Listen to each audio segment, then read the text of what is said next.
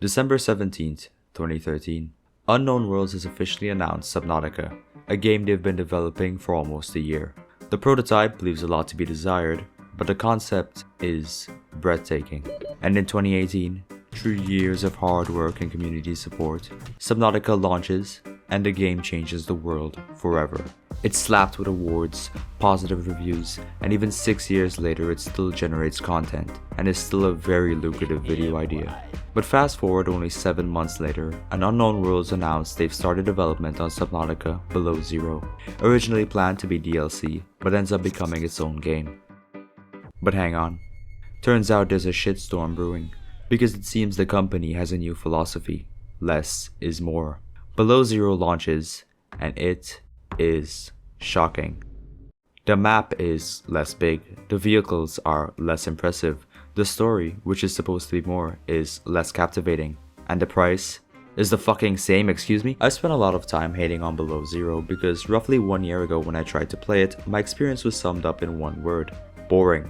It went a little something like this. I jumped in the water, crafted a sea glide, crafted a sea truck, and then logged off and went to play the first game instead. This game failed to captivate me in the first 2 hours of gameplay, and because of that, I never actually gave it a fair shot. For all I knew, it could have been like Starfield, where it gets good after the first 100 hours. But now I'm back to see what this game has to offer, but only because Return of the Ancients just doesn't want to fucking release. Back to see if I was wrong, and find out once and for all, is Subnautica Below Zero really as bad as I remember?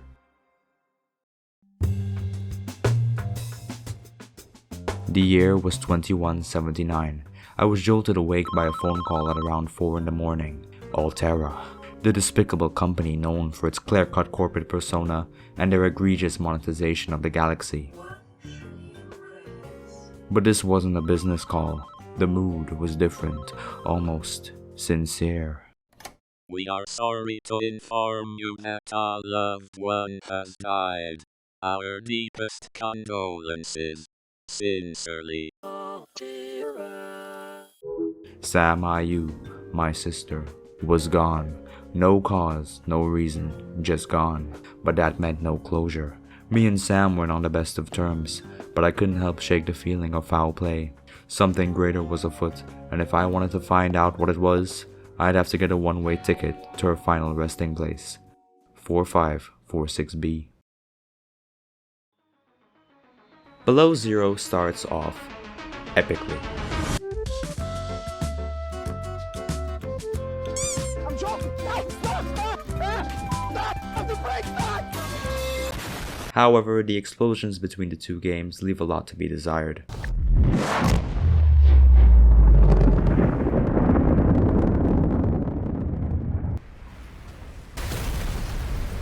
But anyhow, welcome back to 4546B. This time around we're on a completely different continent, the North Pole, where there is no place like home. But that's not important. Why exactly are we here? Why have we willingly stranded ourselves on this planet for the fourth goddamn time this decade? Well, you see, we're here to solve a murder. The murder of Sam Ayu. Word on Sesame Street is she didn't die in no goddamn accident.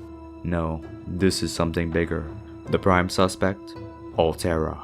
This is a good old-fashioned cover-up, ladies and gentlemen. How exactly do I know this? I listened to these 5 recordings. Now you can spend 5 years listening to them as well, or you can take my word for it instead. Great, let's go. Now to start off, we need a couple of items to make traversing the planet a little easier. That little spaceship thing we had would have come in handy right about now, so we'll have to settle for some more primitive technology. The Sea Glide. Aside from the ecosystem, the early game is very similar between the two games, so let's put that grind in the rearview mirror and take in the flora and fauna.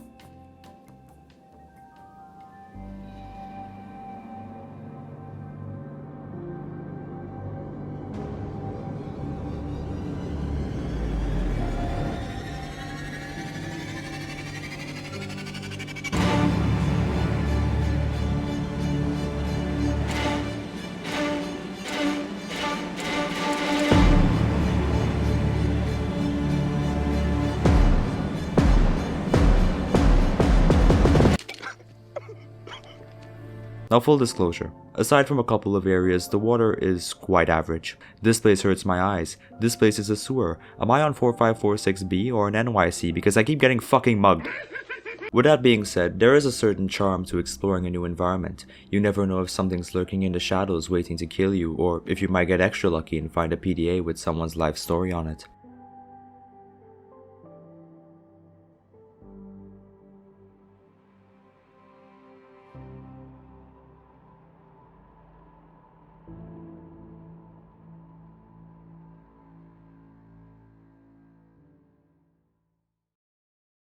Now it's no secret that Below Zero has a smaller map than the first game, but there's two things that combat this. There's more land for you to explore, a lot more land. This isn't a game about underwater exploration anymore, ladies and gentlemen. Welcome to Terranatica. But secondly, there's a lot of underwater caves and crevices. It's simple dimensions. We can't go side to side or forward and back, but we can go up and down. Wow. This is extremely hit or miss. You might have liked the crab snake caves and crab squid caves in the first game, but imagine if you shrunk them down and removed all the danger. If that tickles your fancy, then you'll love this for some reason. But if you enjoyed the vast open expanses of ocean and vast biomes, you're setting yourself up for disappointment. Now, through discovery, I was able to find multiple structures created by the Europeans. However, none of them provided any clues that would be of any use to me. That was until I stepped foot on the surface. Stop right there, Altera. You're out of bounds. I'm not with Altera. Then your position is doubly precarious. What do you mean?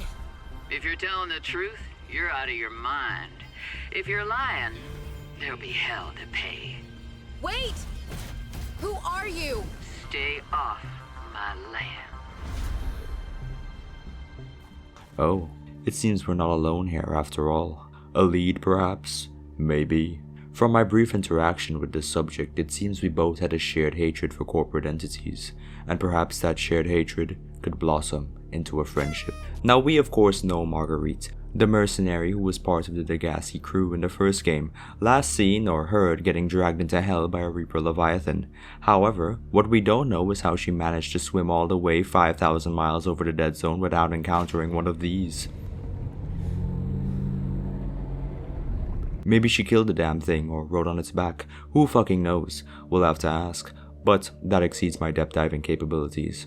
You know what that means.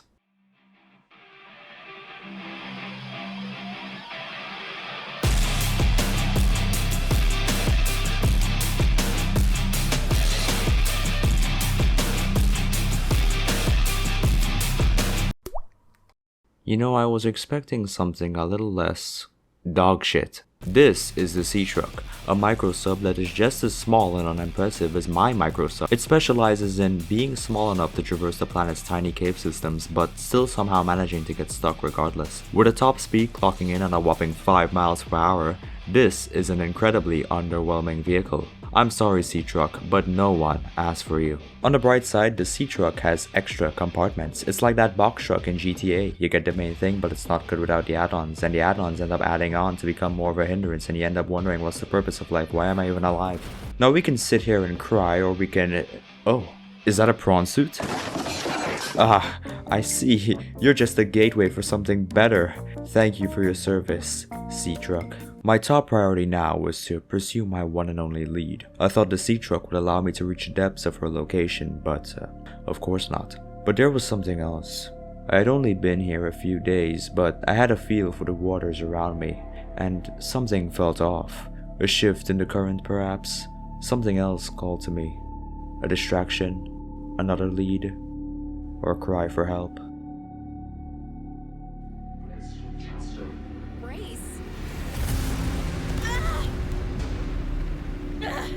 What's happening? Transfer.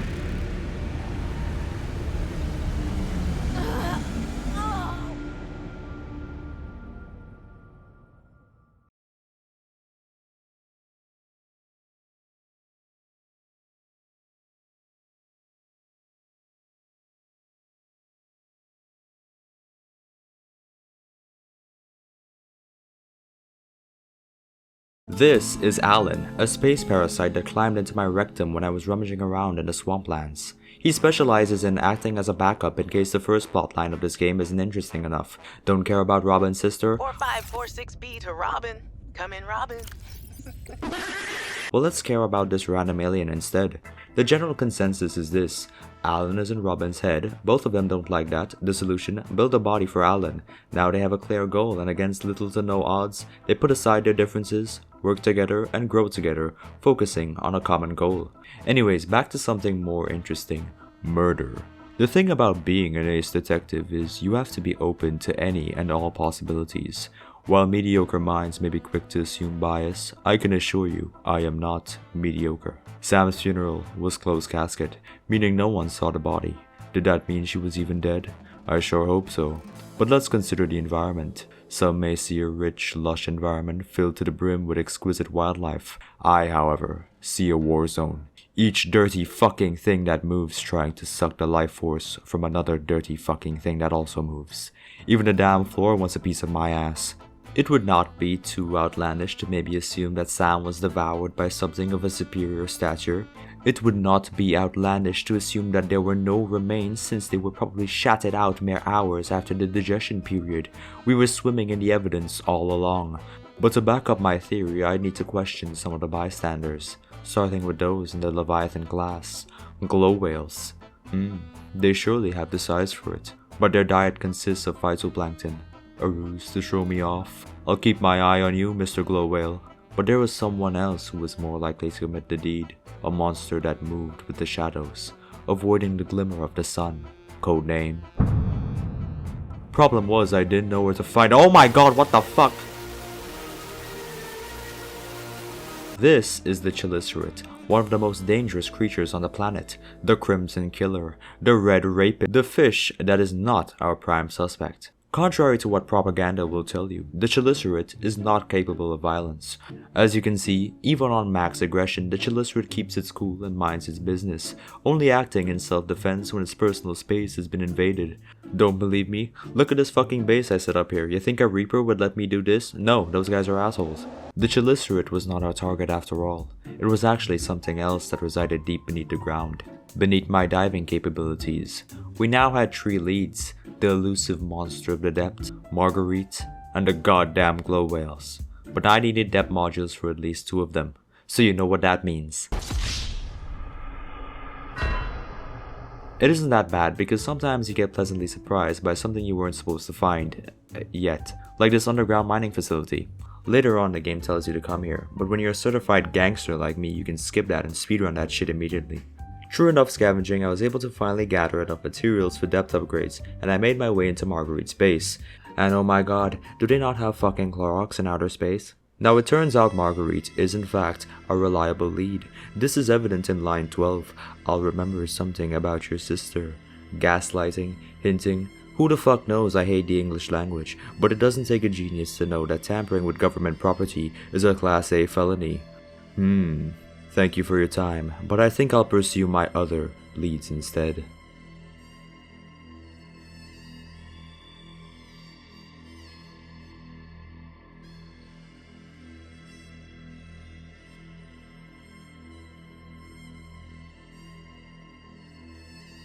Disabling the satellite, not an easy task. You'd think with a giant ass prawn suit she could just punch a damn thing, but no, that would make too much sense. So instead we need to make a jammer. But how do we find the blueprints for this jammer? That's a good question. I wonder if Alterra preloads the resources in the PDA to fuck with their equipment. The answer? Yes and no. Now it's not actually called a jammer, it's called a PPU and a TOM. Now the way you find the blueprints is you go onto the internet and type in IGN Subnautica below zero walkthrough. And you click on the hyperlink that says hijacking Alterra communications. I'm sure somewhere in some PDA or some line of dialogue, the game told me I was supposed to go into the stinky ship and scan this obscure anomaly on the wall, but I wasn't going to and didn't want to pay attention to it. The problem is, it seems like this game can't decide whether or not it wants to hold your hand. So that meant I was constantly wondering if I was stupid or the game was stupid. The Mercury 2 spaceship is not enjoyable to explore, at all. I get it, it's been here for 5,000 years, but my god. It's basically like swimming around in the sea monkey nest all over again. Only you need to stop every 5 minutes because almost everything is locked behind a paywall. The payment. Now, the sea truck might not be good for much, but it is a truck, and it resembles a white box truck, which resembles a white van. And what are white vans good for? This is George, a child I kidnapped, a volunteer who has agreed to be my guide on 4546B. After disabling the damn satellite, Marguerite told me to Come find me at my greenhouse. I'm about a kilometer east of your position up on an iceberg. There was one problem. I don't have a fucking compass. Oh, don't worry, the sun rises in the east and sets in the west. Idiot! This is an alien planet. Stop acting like you know the way ahead. Like you know the rules. There are no rules, man. We're lost. No, man. I know exactly where I am. You don't know shit anymore. But it was fine, I just need to craft a compass, calm down. Now that sounds easy enough, but originally that's not the way I decided to swing. Because I completely zoned out during Marguerite's conversation and went back to her original base. At this point I heard greenhouse and nothing else. I didn't know what the fuck I was doing and didn't want to go onto Google for a second time. But that's when I saw something peculiar. The area around Marguerite's base seemed to go deeper, down into a dark cavern, illuminated by crystals that protruded from the ceiling and floor. "Keep going," said George. "It's a nice place. Maybe you can follow up on one of your leads since Marguerite is being a massive bitch." Ah, my lead. The elusive monster of the depths. I slowly made my way further into the cavern. A disturbance can be felt in the current around me. Something was out there, its movement causing shimmers in the reflections of the crystals. I was almost certain that I was being watched. Proceed with caution. A Leviathan-class creature is near. Well, there goes my edging streak. Out of nowhere, Microsoft tech support chimes in to destroy the last bit of suspense that this game had going for it. Oh look, the Shadow Leviathan, who could have seen that coming? My advice to anyone playing below zero is this: you can look at this game like it's DLC, turn the creature aggression to max, and even turn off voice lines, but chances are, you'll still be disappointed. George, you might be cuter than a cuttlefish, but I need someone to take my anger out on.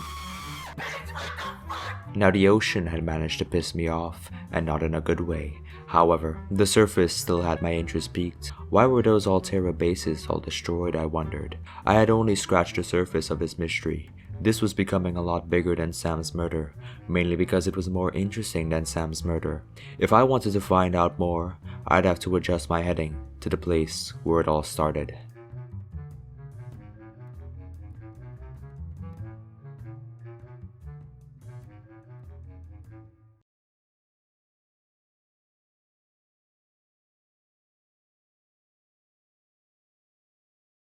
Welcome to Terranatica, a game about land exploration and managing your temperature. This shit better not be in Subnautica 2 because I will fucking scream. After depositing my fluids into this bridge, I made my way into the icy land caverns of 4546B, and it was there my interest was piqued once again. More Alterra bases, all destroyed and abandoned. Even more alarming was the faint rumblings in the earth beneath me. 4546B has been known to have its share of tectonic activity. After all, the first game took place on a volcanic crater. Could earthquakes have caused the destruction we saw throughout the environment? It would certainly be underwhelming if that was the case, perfectly fitting the criteria for this game. But I had a feeling there was something else afoot. Speaking of foot, walking on foot is very taxing. If I wanted to expand my land exploration, I'd need the Snow Fox.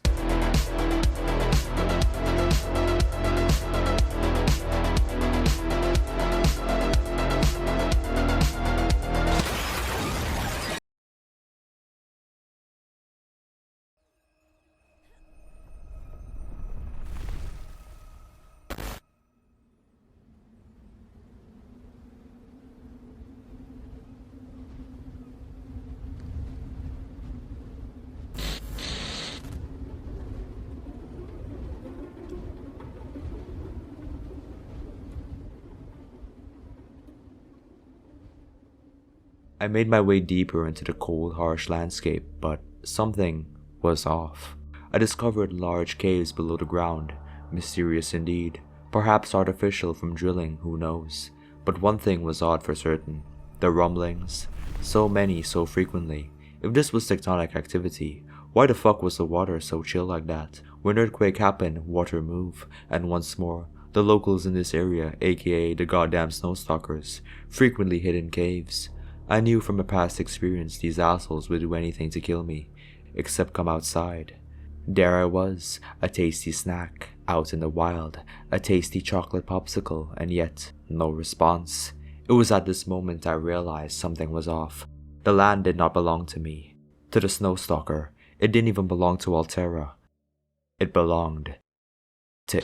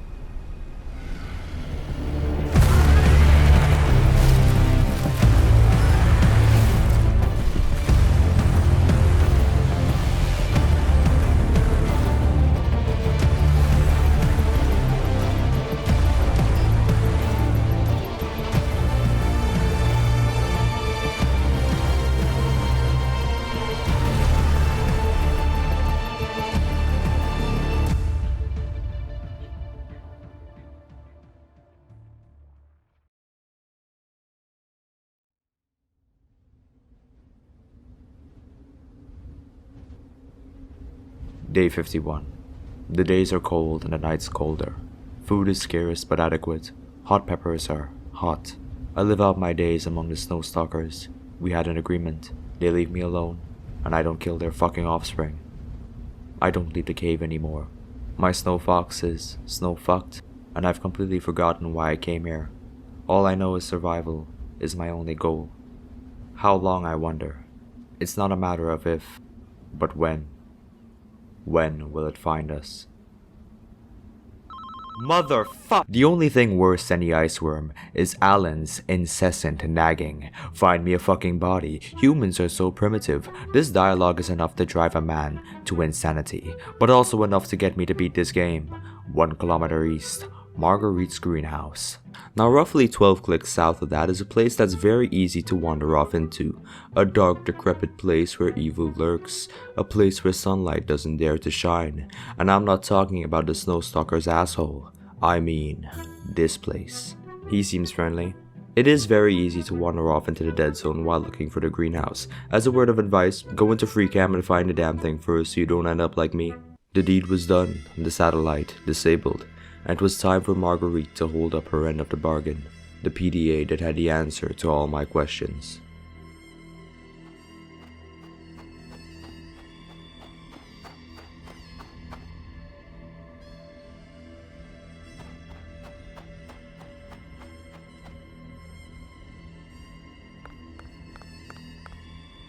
Huh?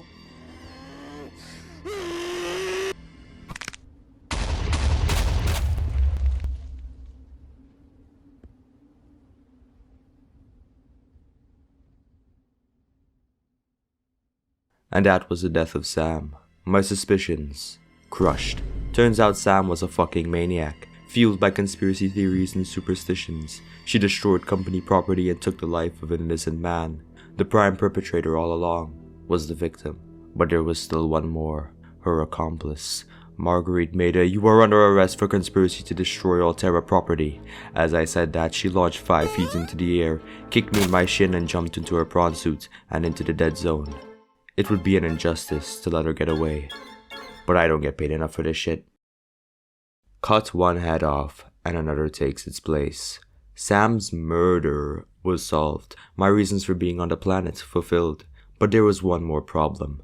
Something was rapidly undergoing mitosis in my cells, altering my genetic makeup, and worst of all, driving me insane. We still had to build a goddamn body for Alan. Luckily, I was more or less finished with scanning the different parts of said body. After all, it really isn't that difficult. But there was one issue. The architect body cannot be crafted by a mere mortal's fabricator. It needs to be crafted 500 meters below the surface in some obscure facility guarded by a big black eel. Indeed, this game is just like Starfield. What felt like 500 hours was finally starting to pay off. In order to traverse the dangerous ecosystem, we need to be well equipped, and the sea truck is so shit that it can't. house torpedoes, have silent running, have a shield generator, have space for a fucking bed. We were going to need something better, something stronger.